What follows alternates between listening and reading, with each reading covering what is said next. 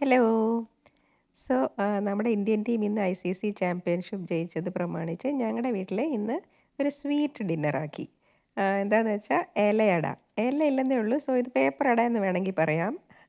So, ഇതിനാവശ്യമുള്ള സാധനങ്ങൾ ഗോതമ്പ് പൊടി, വീറ്റ് ഫ്ലവർ, അതിൽ തുള്ളിക്ക് ഉപ്പിട്ട് വെള്ളമൊഴിച്ച് നല്ലോണം സോഫ്റ്റാക്കി മിക്സ് ചെയ്ത് വെക്കണം.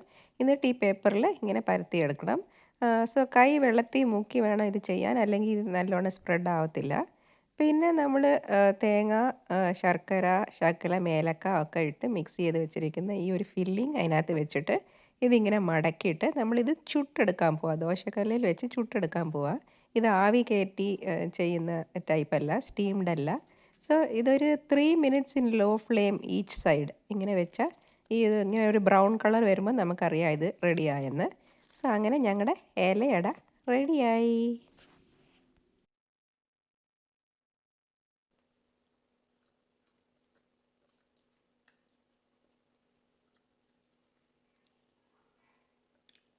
നൊസ്റ്റാൾജിയ എന്ന് എല്ലാവരും പറയാറുണ്ടല്ലോ.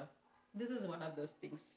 നമ്മുടെ നാട്ടിൽ ചക്കയട, ഇലയട ഒക്കെ കഴിച്ച് നമ്മുടെ ആ ഒരു മെമ്മറി ഇപ്പം ഇവിടെ ഇല പോലും എപ്പോഴും കിട്ടാറില്ല. കിട്ടിയാലും ഒത്തിരി ഇറ്റ്സ് വെരി എക്സ്പെൻസീവ്. സോ ഞങ്ങൾ ഇങ്ങനെയൊക്കെ അഡ്ജസ്റ്റ് ചെയ്യുന്നത്.